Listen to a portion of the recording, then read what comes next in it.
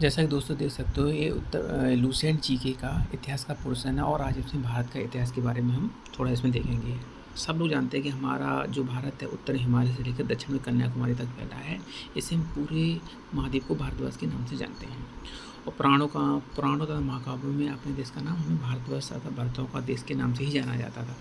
और यहाँ के जो स्वयं के निवासी थे भारत के, वे अपने देश को जम्बूद्वीप के नाम से जानते हैं। जम्बूद्वीप अर्थात जामुन वृक्षों, ये हमारे यहाँ इन्हीं पेड़ों की बहुतायत मात्रा में हुआ करती है। और ईरानी लोग इसे सिंधु न कहकर इसे हिंदू कहने लगे और बाद में इसका नाम हिंदुस्तान पड़ा। और हमारे देश में उत्तर में रहने वाले लोग इंडो यूरोपीय परिवार की भाषा बोलते हैं और दक्षिण रहने वाले द्रविड़ परिवार की भाषा बोलने वालों का बहुमत है। और भारत की जनसंख्या को 4 प्रमुख नस्लों में बांटा जाता है, जो पहली है प्रोटो ऑस्ट्रेलोइड, पेलियो मेडिटेरियन, काकेसाइड, नेग्राइड और मंगोलाइड। सभी आपको याद रखने हैं। और भारतीय इतिहास को 3 भागों में बांटने का श्रेय क्रिस्टोफर सीरियस को जाता है। बस इसमें इतना ही इम्पोर्टेंट है। इसके बाद कि हम अपने देश का जो इतिहास है निम्न 4 चीज़ों से पता कर सकते हैं। एक तो हमारे देश के धर्म ग्रंथ हैं, दूसरे ऐतिहासिक ग्रंथ हैं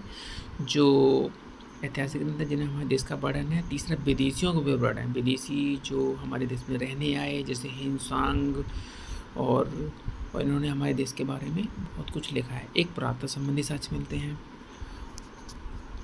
और भारत का सर्वप्रथम प्राचीन धर्म ग्रंथ वेद है और वेद के संकलनकर्ता कृष्ण द्वैपायन और वेद व्यास को माना जाता है। ये तो हर कोई जानता है। और वेद क्या वसुधैव कुटुम्बकम का उपदेश देता है, अर्थात संपूर्ण पृथ्वी एक हमारा परिवार है। और 4 वेद हैं, ऋग्वेद, यजुर्वेद, सामवेद, अथर्ववेद। इन चारों वेदों को एक साथ हम संहिता बोलते हैं। अब सबसे पहले आते हैं हम ऋग्वेद में। ऋग्वेद में 10 मंडल, 1028 सूक्त, 10,462 ऋचाएँ, ये आपको याद रखनी है। और वेदों से आर्य के राजनीतिक, प्राणी, इतिहास में ईश्वर की महिमा के बारे में जानकारी मिलती है। ऋग्वेद को पढ़ने वाले को होत्र बोलते थे। ठीक है, अब इसमें देखो ये इम्पोर्टेंट है। ऋग्वेद की 3रे मंडल में सूर्य देवता सावित्री को समर्पित है। 9वां मंडल देवता सोम का उल्लेख है। 8वें मंडल को खिल बोला जाता है।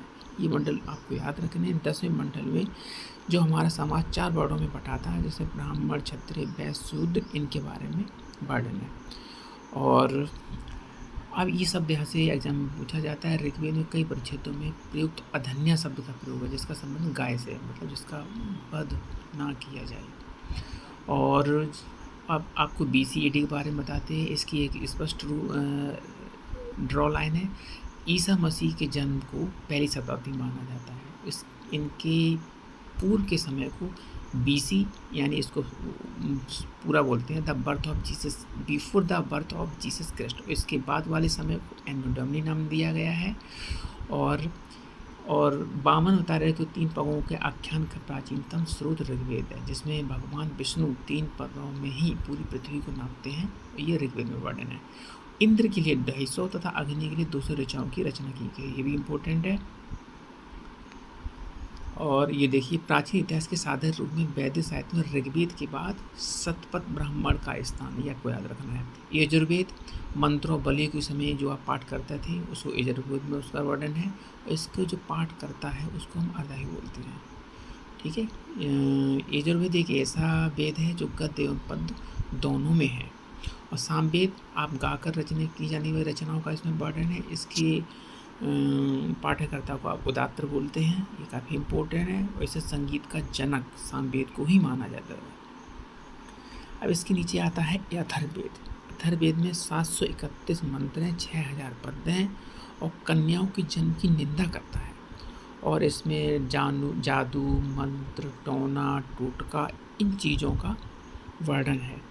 और ये देख लीजिए, विष्णु प्रमाण मौर्यवंश से संबंध है, मत्स्य आंध्र सातवाहन से संबंध है, वायु प्रमाण गुप्त है। जैसे वायु गुप्त होती है ऐसे याद रख सकते हैं, जो हमें दिखाई नहीं पड़ती है।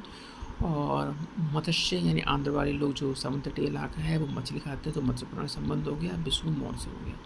तो ठीक है, ये आज की स्पष्ट जानकारी थी। अगर आप इसको एक बार सुन लेंगी तो शायद इसको दोबारा देखने की जरूरत नहीं पड़ेगी। तो आप ऐसे ही रोज़ मेरे साथ कंटिन्यू करिए। Thank you.